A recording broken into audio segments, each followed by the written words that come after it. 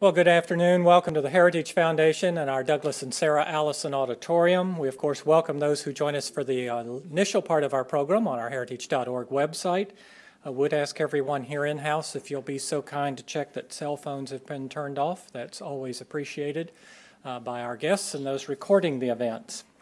I would like to also thank Steve Moore, my colleague here at Heritage, for arranging our special guest's appearance tonight. And also note, as we have been asked to do by PBS, that residents in the D.C. area will be able to view tonight's film again. And again, it's titled Walter Williams, Suffer No Fools, on public television at WHUT, the Howard University Television Channel 32 here in Washington. That will appear tomorrow night, the 28th at 8 p.m. And for those who are insomniacs, it will appear on Wednesday night at 12 midnight for your viewing, so you can see it twice. We are pleased to welcome Dr. Williams. I will first introduce our host and then introduce the doctor. Steve Moore, of course, serves as chief economist here at Heritage. He previously wrote on the economy and public policy for the Wall Street Journal and was on their editorial board. He was a senior economist of the U.S. Congress Joint Economic Committee under Dick Armey of Texas. He founded the Club for Growth in 1999 and served as its president until 2004. And before joining the Journal, he founded the Free Enterprise Fund to continue advocating for free market economic policy solutions. Earlier in his career, and he did live above it, he was the Heritage's Grover M. Herman Fellow in Budgetary Affairs, so there is life after Heritage and returning to it. Our special guest is, of course, Dr. Walter E. Williams. If you learn one thing this evening, please remember the E is for excellent. Dr. Williams holds a Bachelor of Arts degree in economics from California State University, Los Angeles, and MA and PhD degrees in economics from UCLA. He holds a Doctor in Humane Letters from Virginia Union University and Grove City College, and a Doctor of Laws from Washington and Jefferson College.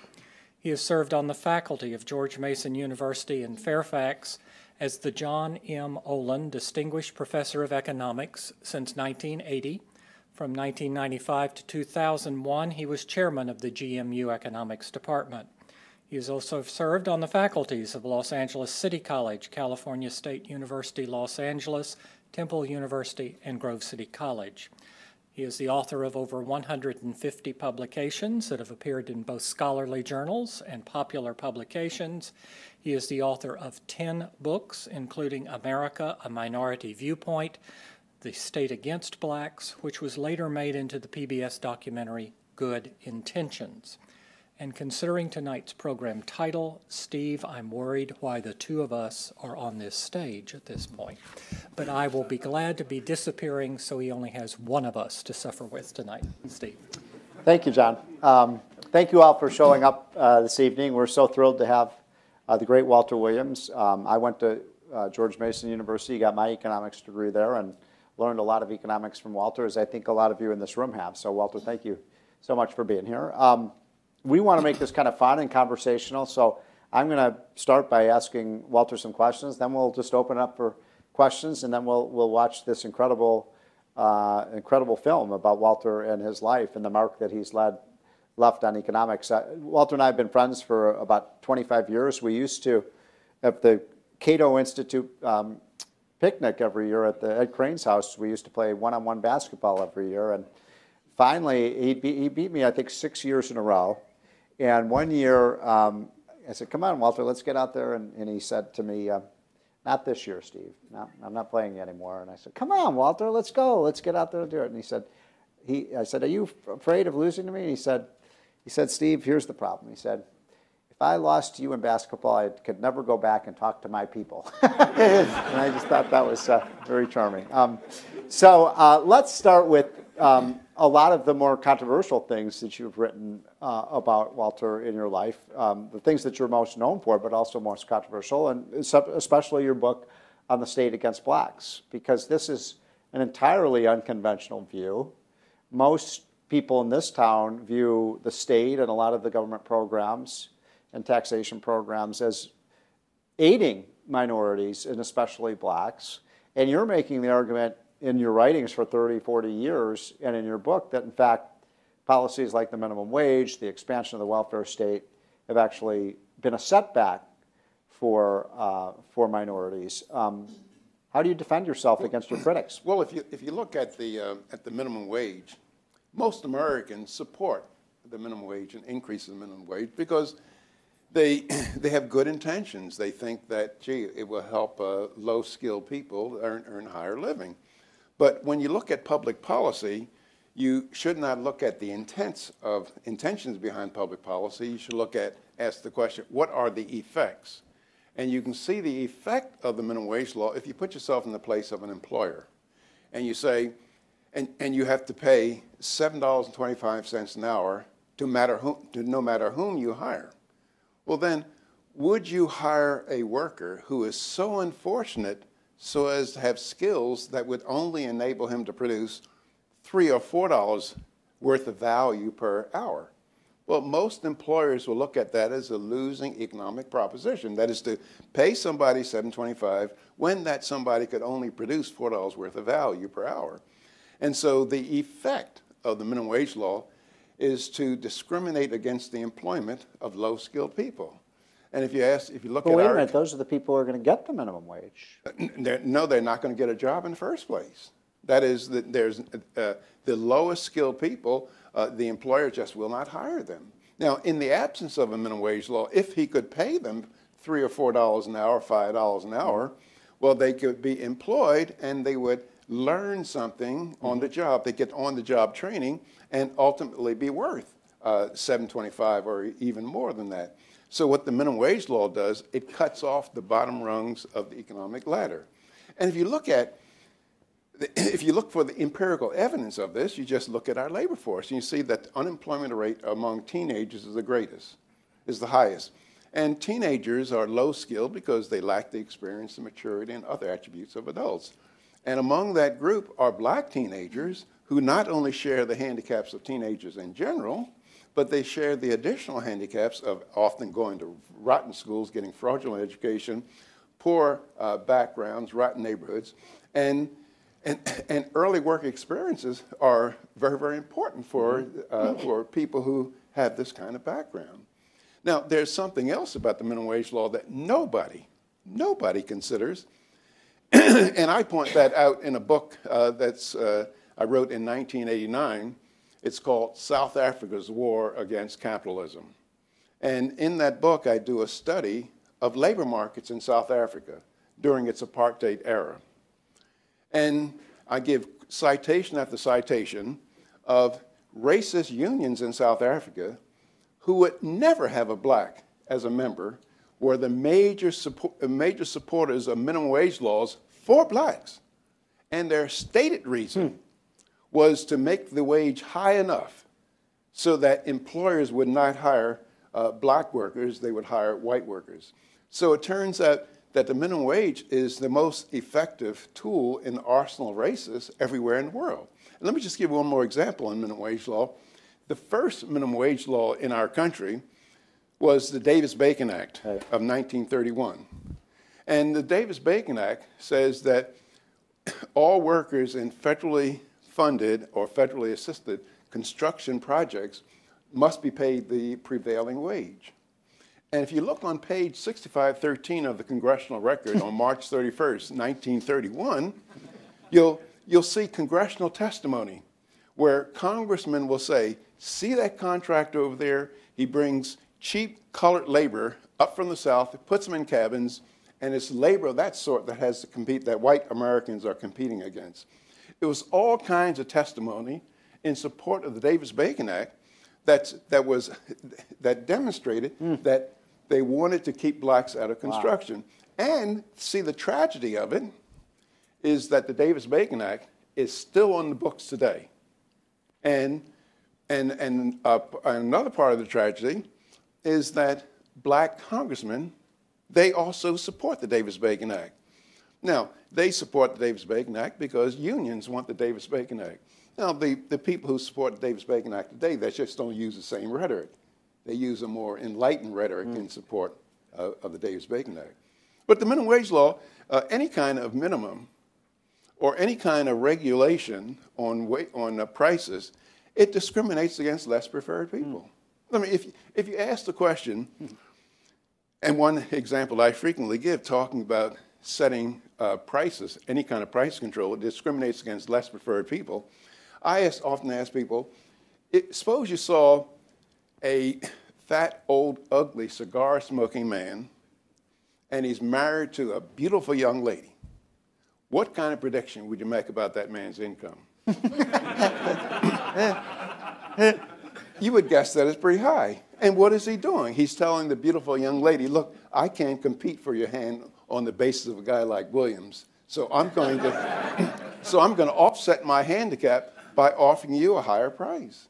And so decent people might say, well, gee, is it fair for beautiful young ladies to treat fat, old, ugly, cigar-smoking men any differently than they treat handsome men? And they'll say no. And then you make a law saying that that beautiful young ladies can't charge fat, old, ugly, cigar-smoking men higher prices than they charge handsome men. Then you say, well, then what happens to the probability of a fat, old, ugly, cigar-smoking man marrying a beautiful young lady? What you've done by regulating prices, you've taken away his most effective means of competing with the more preferred man by offering higher prices. And so that's the same thing when you regulate any price.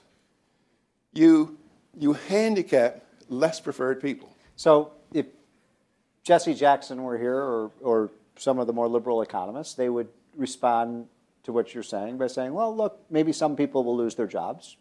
But, you know, if you look at the statistics, a disproportionate share of the people who get minimum wage are blacks and Hispanics, minorities. Mm-hmm. And Walter Williams, you are denying these people a pay raise. And then they would ask you, and I want you to respond to this, they'd say, well, Walter Williams, do you want no minimum wage? I mean, should there be no minimum wage that you could pay someone 50 cents a dollar? You're just going to drive those wages down to the least common denominator. Well, first of all, that would be untrue, but I would answer the question, yeah, I would want no minimum wage, because what the minimum wage law does, I believe in people's right to contract and be able to engage in peaceable voluntary exchange at mutually beneficial or mutually agreeable terms. And the minimum wage law interferes with that. And matter of fact, the courts for a long time in the United States held that same position, that the minimum wage law violated the right of contract. And you look at the Children's Hospital versus Atkins case, and where the court said that it violated the freedom of contract. And it wasn't until the 1938, I believe, is West Coast Hotel versus Parish, I believe. That's the case where the court eventually said, well, gee, the minimum wage law is constitutional. But however, they were under threat of Roosevelt packing the court, so it was the they say sometimes the switch in time that saved none. Right. And so I believe that people have the right to negotiate. And then also a lot of people say the minimum wage law is an anti-poverty device. It reduces poverty. Well, that doesn't even pass the smell test. I mean, because if it were an anti-poverty device, rather than our spending all these millions and billions of dollars in foreign aid, we just tell Bangladesh and Haiti, you could be rich like we are, just have a higher minimum wage. That's just utter nonsense. And then also, the empirical evidence on the minimum wage law, in 1948, the unemployment rate among black teenagers was 9.4%. 1948. 1948. The unemployment rate among white teenagers was like 10.2. So it's lower. It was lower. Lower for blacks than whites. Yeah, and the labor force participation rates for black teenagers were greater than white teenagers. Matter of fact, it was 106%. And so you say, well, how come in 1948? Was there less discrimination? Is that why? Or were blacks more in 1948 higher skilled than whites? No, it was the minimum wage law. And then also the extent of coverage of the minimum wage law, because when it first came out, I think, I'm not absolutely sure, it only covered about 40-some% of jobs. And so if you were thrown out of a job because of minimum wage law, there was this uncovered sector that you could go to.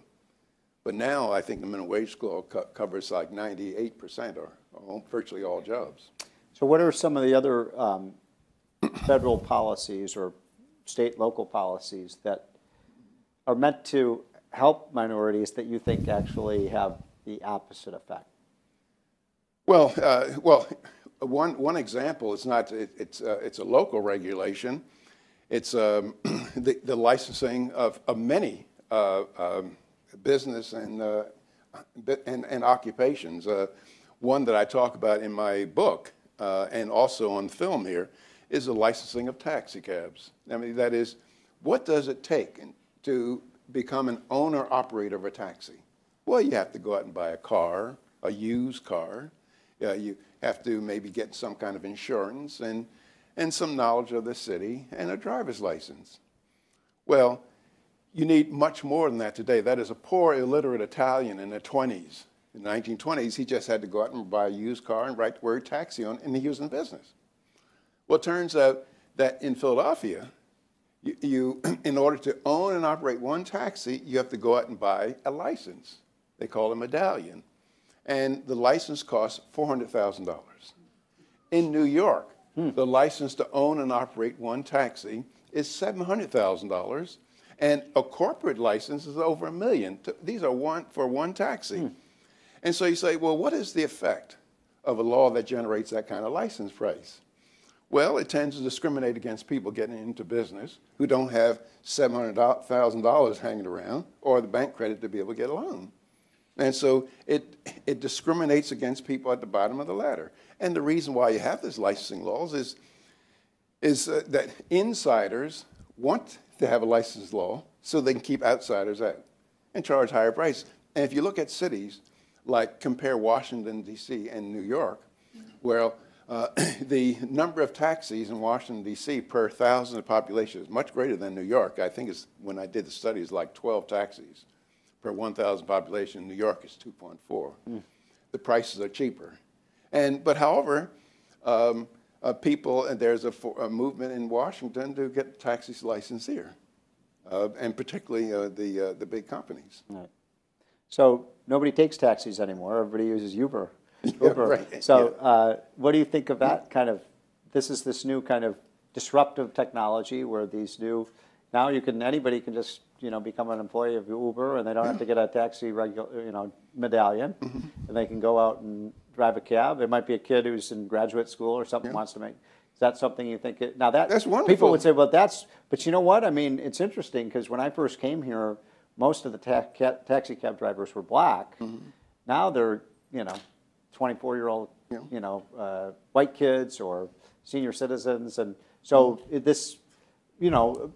some advocates of the minorities say, look at what this is doing. This is driving blacks out of this industry. Well, I think one of the very, very important things is that you have to decide what is a racial issue and what is not a racial issue. Now, that is people who are sellers, they love a monopoly because the monopoly gives them an opportunity to charge higher prices. Now, you'll love a monopoly in what you sell, whether you're black or white. And so if you go to New York and you start saying, well, let's get rid of licensing of taxis, well, the black drivers are going to be against you too. Because, everybody likes a monopoly. People like a monopoly in what they sell and competition in what they buy. So what about the school system? How would you fix it? I mean, you've lived in Philadelphia. You work here in the Washington area. You've seen some of the lousy inner city schools. It seems like there's a lot of resistance to fixing them, even among the minority leaders. Well, I think it's beyond lousy. That's not the term. That is, it's virtually criminal. That is, the average American does not know that the average black kid who's in the 12th grade, and these are the National Assessment Education Policy, they do tests. The average black kid who's in the 12th grade, he has the writing, computational, and reading skills of a white 7th grader or 8th grader. Now, so it means that many of these kids are getting high school diplomas, and the high school diploma attests that they can read and write and compute at a 12th grade level, when in fact they cannot read and write and compute at the 8th grade level. That is fraud. That is utter fraud by the education establishment. Now, the education establishment, the rotten education that many black kids get can be attributed to many things. You know, poor parenting, kids who have alien and hostile minds to the education process, and there are many, many things that the education establishment cannot control.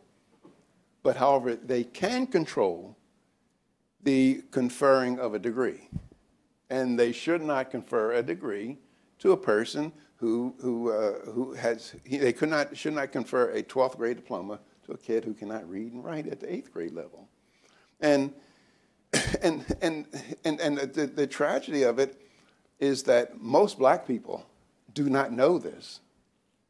And they don't know, wait, they don't know what? They don't know that the kids are having a fraudulent education. Okay. And then when these kids go to college, they go to college under affirmative action, and they're getting in on terms other than other people. And so most kids, black kids, they don't graduate. So you're against affirmative action?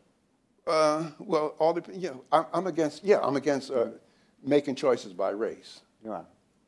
Now, except in marriage, I discriminate that way.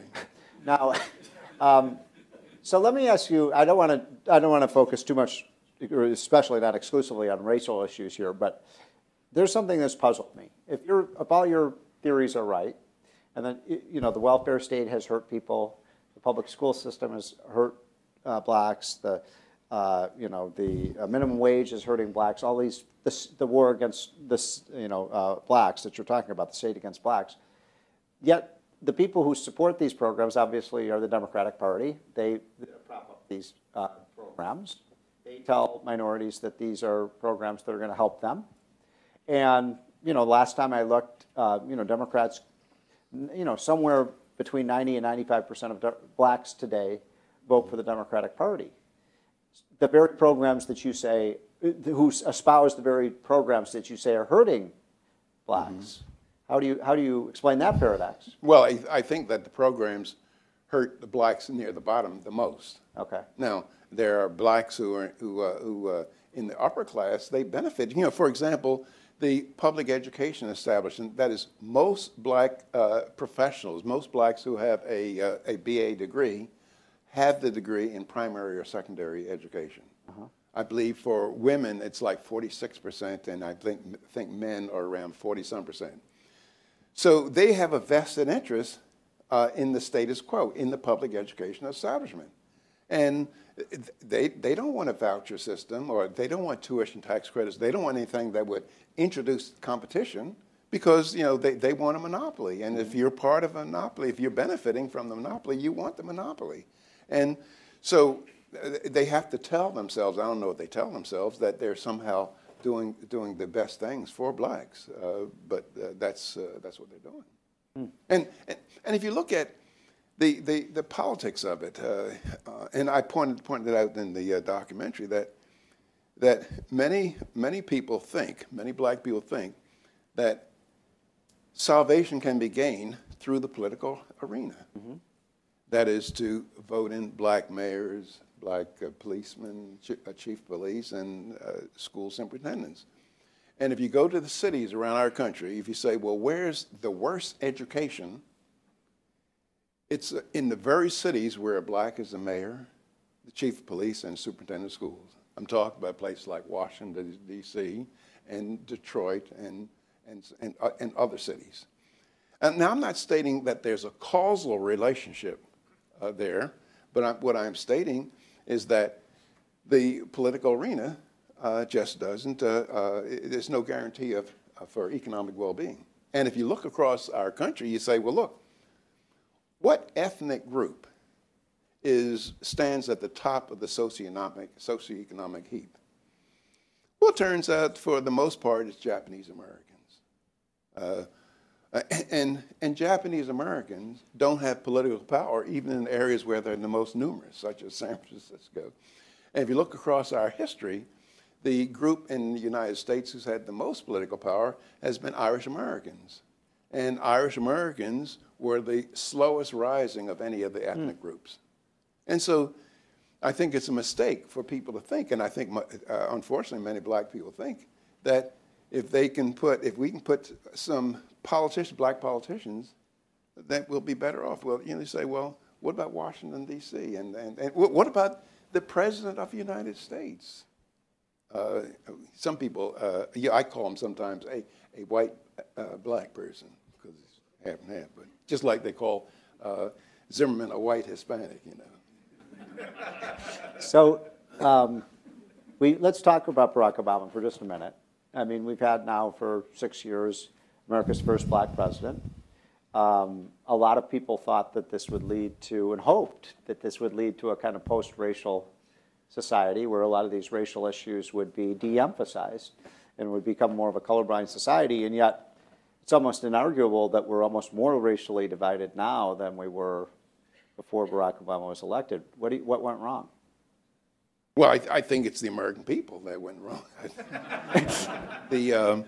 I don't blame the president as much as I blame the American people. But what do you mean by that? This is the first time in our history, in our entire history, that a person could have been elected to the highest office in the land who had a long-time association with people who hated our country, such as Reverend Wright, such as Bill Ayers and Bernadine and his wife and others, And what does that say about the American people? That is, who would elect such a person to the highest office in the land? I wrote a column long before Barack Obama became president, and I point out that my prediction is that he's going to turn out to be a failed presidency, something like Jimmy Carter. And now some people are saying that he's making Jimmy Carter look good. But it's, I think it's people putting false hope in the political arena. I mean, I think it reflects something else about the American people. Unfortunately, I believe that the American people have lost love and respect for the United States Constitution. I believe that the American people have utter contempt for the United States Constitution. And this contempt brings people into office like Barack Obama or like George Bush and others. And my evidence for contempt, my charge of the American people having contempt for the Constitution, is ask yourself the following question. In 1794, Congress appropriated $15,000 to help some French refugees. James Madison, the acknowledged father of the Constitution, he stood on the floor of the House irate. And he said, I'm virtually quoting him, he says, I cannot undertake to lay my finger on that article in the Constitution that allows Congress to spend the money of their constituents for the purposes of benevolence. Now, if you look at the federal budget today, 2/3 to 3/4 of it is for the purpose of benevolence. What do you think would happen to a politician? What do you think the American people would do to a politician today who would say the same thing that James Madison said? They would eat him up alive. Because what the American people believe in, they believe that politicians should be able to facilitate their right to live at the expense of another person. That is, the American people believe that politicians should use the power of their office to take what belongs to one American and bring it back to them. Now, well, Williams, do you want people starving in the street? Do you want people going homeless? People did not starve in the streets in America. If people say, well, you have to have food stamps because people are starving in the street. Well, I would ask you, in 1848, when the Irish were fleeing the potato famine, landing in New York with nothing, how'd they make it? Was there a food stamp program? How'd they make it? Or most elderly people died in the homes of their children throughout our whole history. There's no history of people dying on the streets and and starvation and stuff like in our country. We help, people need help, but we're very charitable people. And I believe in helping one's fellow man. I think it's praiseworthy and noble to help one's fellow man by reaching into your own pockets. To help one's fellow man by reaching into somebody else's pockets, I think it's worthy of condemnation. And any of us who are Christians, for the Christians among us, when God gave Moses the commandment, thou shalt not steal, I'm sure he did not mean thou shalt not steal unless you got a majority vote in Congress. So what did you make of what Hillary said the other day? Hillary Clinton said that businesses don't create jobs. Was she right? But I think that she get a lot of sympathy from the American people. Jimmy, just like Obama said, you did not produce that. Right, you did not build that, right? Yeah, right. Yeah, I don't know. But there's a certain rationality of the American people. Imagine I'm running for the Senate in your state. Let's say it's Pennsylvania. And I go back and forth across the state campaigning. And I say, look, my fellow Pennsylvanians, I've read the United States Constitution. If you elect me to the office, I'm going to uphold and defend the United States Constitution. So don't expect if you elect me to office, don't expect for me to bring back money for aid to higher education, highway construction funds, prescription drugs, et cetera, et cetera. Do you think I would get elected to the Senate from Pennsylvania? No, I wouldn't. And the tragedy of it is that Pennsylvanians would be doing the absolute right thing by not electing me to the office. Because if I don't bring back all these goodies, it doesn't mean that Pennsylvanians will pay a lower federal income tax. All that it means is New Jersey will get it instead. Well, so what do we do about this? I mean, we're in a paradox where everybody just gets what they can get, and how do we put the toothpaste back in that tube? Well, you ask yourself the following question. I think the answer lies somewhat in this question, and that is, are the American people as human beings, are we any different from the Romans, the French, the Portuguese, the Spanish, Britain, the English? Great empires of the past that went down the tubes for mostly bread and circuses. Are the American people any different from that? So do you think I don't know. A lot of people think that it's too late to turn back and reverse things. And I wonder, like, for example, people say, oh, we're getting near a tipping point where so many people are dependent on government that there's no turning back. I mean, are you a pessimist or an optimist on, is it too late to turn things around? Well, I have a very good friend and colleague, longtime friend and colleague, Thomas Sowell. When we talk on the phone, he said, Walter, the only thing good about being our age is when the stuff really hits the fan. We'll be gone.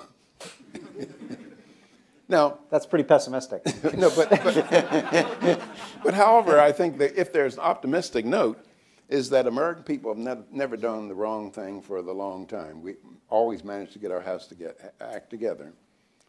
But we are close to the point that we don't have much time to get our act together. I think that we need to have extensive cuts in spending. And I think that the only way politically you can do it is to have something like a meat-axe approach, something like a 10% across the board, because people who are beneficiaries of various programs, then they'll rally politically against you. But I don't see Americans supporting that until there's some catastrophe in our country. Maybe they will. But I could be absolutely wrong, and I hope I'm wrong. But so, my daughter and her recently got married a couple of years ago, and they were asking me some recommendations for the future. And so I said, well, you ought to try to save and hide in your own property about $40,000 or $50,000 in gold coin. and not as an investment, but as a way to get out of our country. And they said, well, where do you go? Well, so I said, well, you know, New Zealand, Australia. And I said, but where to go is not a very important question when things get bad, just anywhere other than. So things can get rough. And history shows that in other great civilizations of the past. And so, again, there's a question, are we any different? So you're obviously one of the strongest advocates for the free enterprise system that we have in this country, and thank you for that. I've heard you talk many times, and I love the story you tell about how it is that, I wonder if you could share this with the folks here. How is it that people in New York City, where there are no cows and no cattle, how do they get steak at night? Well, one of the things I was arguing with, I was making the point that many people think that good is done by caring for others. And my point is, when people ask me, well, what's that human motivation that gets the most wonderful things done? I say greed. I'm not talking about ripping off people, robbing and fraud and stealing. I'm talking about people trying to get as much as they can for themselves. Now, most people don't, you know, they never looked at it that way. I say, well, I asked the question. I say, well, look, last winter you had Texas cattle ranchers getting up in the dead of night in blizzards, going out, rounding up stray cows, trying to take care of the cows, make sure they're eating, and making this personal sacrifice so that New Yorkers would have beef on their shelves. You have Idaho potato farmers getting up doing back-breaking work, sun beating down, and fingernails, dirt underneath their fingernails, bug bites, and making this personal sacrifice so that New Yorkers also have potatoes on the shelves. Now, the question is, why are they doing that? Do you think it's because they love New Yorkers? They may hate New Yorkers. I'm not that wild about New Yorkers myself. They may hate New Yorkers, but they make sure that beef and potatoes gets New York every single day of the week. Why? Because they want more for themselves.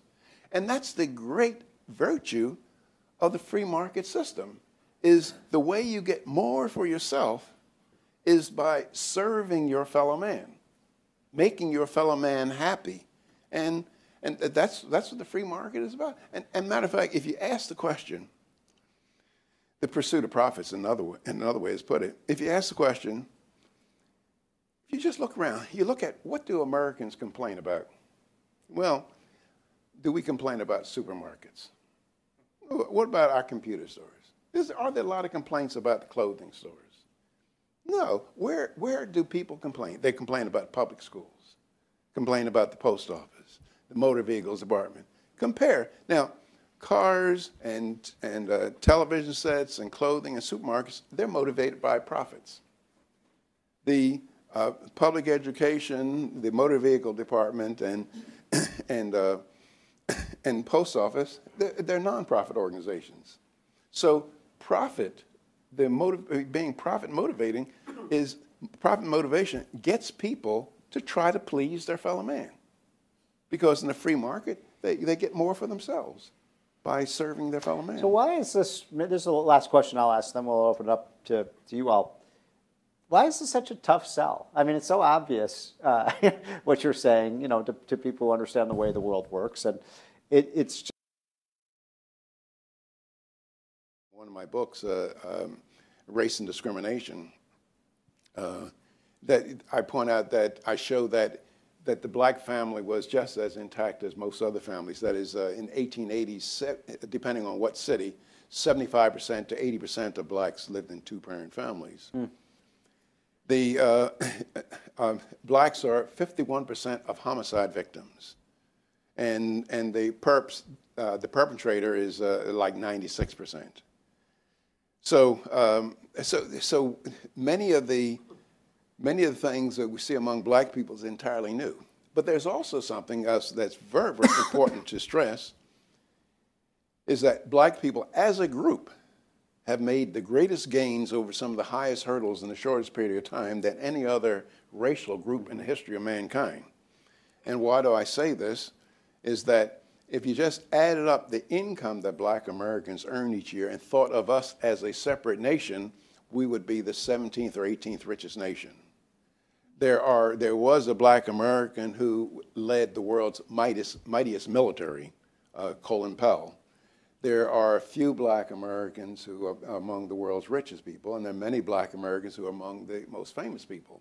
Now, the significance of this is that in 1865, neither a slave, ex-slave, or slave owner would have believed that this kind of progress would be possible in just a little bit over a century. And as such, it speaks, I mean, it's a testament to the intestinal fortitude of a people, but just as important, it speaks to the greatness of a nation in which these kind of gains are possible. They could not have been possible anywhere else on the face of this earth. Now, so the big question that's before us is how to extend these gains for 35% of black people for whom they appear to be elusive. And that's that's a very, very important thing to keep in mind. Well, what's the answer? This huge, we inferred some of the answers. I think the basic answer is liberty. I mean, when you tell people, when you make poverty comfortable, then people will will accept poverty. I mean, a lot of people, the labor force participation rate among Americans in general is the highest that has been since I think 1960s. Mm-hmm. And the reason why the labor force participation rate is the rate at which a particular demographic group is active in the population. Well, there are many people who won't take a $7.50 a job from McDonald's or whatever. But however, not taking that job does not mean starvation. But if it didn't mean starvation, they'd go out and take the job. They wouldn't, because they can depend on welfare or unemployment compensation. I believe that the duration of unemployment has doubled since 1948. It could have been more than doubled, the duration of unemployment. Why? Because unemployment compensation makes people somewhat comfortable. Yeah. Thank you.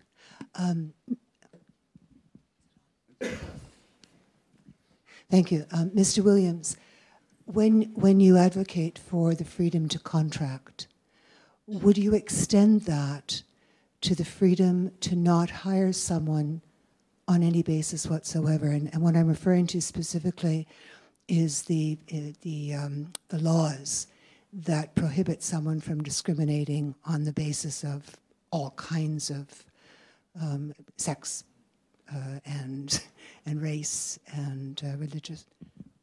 Yes, I would. I mean, I believe that for example, in free speech, the true test of one's commitment to free speech does not come when you allow people to be free to say those things that you think they should say. It comes when you allow people to say those things that you find despicable. Similarly, with the freedom of association, the freedom of association does not come when you allow people to associate in ways that you think is right. The true test comes when you allow people to associate in ways that you find despicable. Now, should people be able to associate in the Ku Klux Klan? Yeah, if they want to, as long as they don't violate somebody else's property rights. I mean, if there's a private club, then I think that they have the right to say, well, Williams, we don't want you in. Or if there's however, in a public library where I pay taxes or anything else that's public, I think that, no, they don't have the right to discriminate by race. But in terms of whatever is privately owned, I think people have the right to, they should have the right to discriminate on any basis that they want. Now, that doesn't mean that I like it, but I respect their right. But on another point, if you ask the question down through our history, we had a lot of Jim Crow laws saying that restaurants could not serve blacks, or trolley car companies had to have blacks sit in the back, or many other regulations like this. And you say, well, look, whenever you see a law your first suspicion is that that law is on the books because not everybody would voluntarily obey, act according to the specification of the law. And so if white people would not serve blacks in a restaurant, why in the world would you need a law? And so the fact that there are many laws mandating discrimination suggests that many whites would not have discriminated in certain ways. But again, to specifically answer your question, yes, I believe that in private matters that people have the right to discriminate. And just like, I mean, I wouldn't want anybody, you know, back in 1960 when I married Mrs. Williams, I would not want anybody saying, look, you have to give white women an equal opportunity to marry you.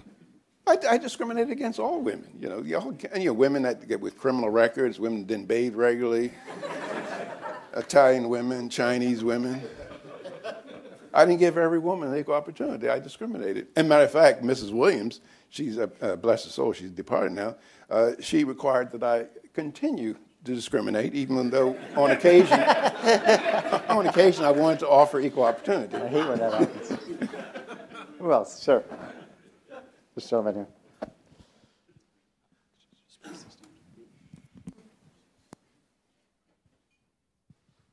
This gentleman back. Yeah. It's on. Right now, there's kind of a rift between libertarians and conservatives over the immigration issue. As a free market advocate and as an economist, where do you kind of come down on the immigration issue? Is it a benefit to a nation's economy, or do you kind of see it as a hindrance? Well, I think when people come to our country to work and contribute to our output, I think that immigration has always been good for our country. But for most of our history, people came here legally. I believe that people should have the right to come to our country, and I think they should do so legally. We have the right to, as citizens, we have the right to demand that.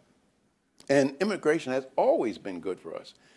Now, one of the problems with immigration today is that people can, because of the welfare state, people can come to our country and live off the rest of us. And we have too many Americans living off the rest of us. And then another problem with immigration today is that for most of our history, people migrated to our country to become Americans, to learn the language, to learn our history. Today, many people come to our country and they want to bring their culture to our country. They want ballots to be written in Spanish, written in Chinese or Korean or whatever. They want to bring their culture. And many times they want to bring some of the failed aspects of their culture to the United States, such as Sharia law and honor killings and other kinds of things that we're beginning to see now. And so to answer your question, I think that there should be immigration to our country, legal immigration, and I think that I think that we should amend some of the immigration laws to make it easier for people to come to our country. So we have time for one more question before we watch the film. But I actually want to ask if there's anyone. I'd love it if someone here has a question that really challenges, what Walter is saying. I want somebody to really go after him and really kind of challenge some of his, because I want to hear your reaction. You're going to challenge him on something? All right, you promise? All right. Well, I'm armed. Here it is. You had mentioned the fact that people don't really follow or have reverence for the Constitution anymore. And I certainly agree with that. But why is it that you and all the other conservative and libertarian commentaries don't talk about what is the purpose of a Constitution? I'm an attorney, or I was an attorney, and I can tell you that very few attorneys really understand what the function of a Constitution. And all I hear from you and others is, well, we just don't respect the Constitution anymore, but there's very little about explaining why a Constitution is so important. Could I try? Is that a challenge? Good. Well, I think that the Constitution represents our rules of the game. and it represents the relationship that we should have, that we have between American and Americans and government. You'll hear some attorneys say, well, a narrow interpretation of the Constitution is wrong because the Constitution is a living document. And anyone who says that the Constitution is a living document is also saying that we do not have a Constitution. Because for the rules of the game to mean anything, they have to be fixed. Or another way to put it is to ask you, how many of you would like to play me poker tonight and the rules be living? You know, maybe my two pair under certain circumstances can beat your three of the kind, you know. Now, the founders, in their wisdom, they gave us Article 5 because as a means to amend the United States Constitution, because they recognized that some changes might have to be made. But again, I think that the purpose of the Constitution is to lay out the rules of the game, and also the purpose of the Constitution is to limit what the government can do, to limit the power of Congress. I mean, if you read through the Constitution, there are about 40 restrictions on Congress. Or if you look just at the Bill of Rights, I mean, the Bill of Rights, the language of the Bill of Rights says, Congress shall not infringe. Congress shall not disparage. Congress shall not prohibit. I mean, all this distrust for Congress because the founders knew that government was the enemy of mankind. Well, okay, but we need let some me government. challenge you on this. And I ask you, and I point out that when we die, and if at our next destination we see anything like the Bill of Rights, we know that we're in hell. Because a Bill of Rights in heaven would be an insult to God. I mean, that you cannot trust God. But look, I mean, the Constitution basically allowed slavery. It basically said a black man is worth 3/5 of what a white man is. It did not allow women to vote. I mean, so a lot of people on the left who don't agree with you, they say, well, this is a racial document that disparages the rights of people that it's supposed to protect. Well, first of all, my God, I am thankful for that compromise that made blacks count for 3/5 of a vote. And the reason why is that the slaveholding states wanted their slaves to count for one vote. And if they counted for one vote, it would give the slaveholding states more power in Congress. And so that's why there was this, and matter of fact, the Constitutional Convention could have gone down the tubes, but there was this compromise where they said, well, it's 3/5. And then the Constitution worked on the abolition of slave trade. Now, first of all, I would say that you're never going to find a perfect set of rules in the game until we get to heaven. And so, but if you say, what are the real choices here on earth? You're not going to come up with much better than the United States Constitution. It was not a perfect document. But, you know, it's more perfect than anything else, anywhere else. And it was perfect enough to have people from all the world want to come to the United States, flee to the United States. And I think that's a very good... They still want to come. But however, the sad thing is that many people are leaving. Businesses and others are leaving. And I think Americans ought to be concerned about why some people are leaving and taking their money with them. Thank you. This has been incredible. Thank you for taking the time. Thank you. Thank you very much.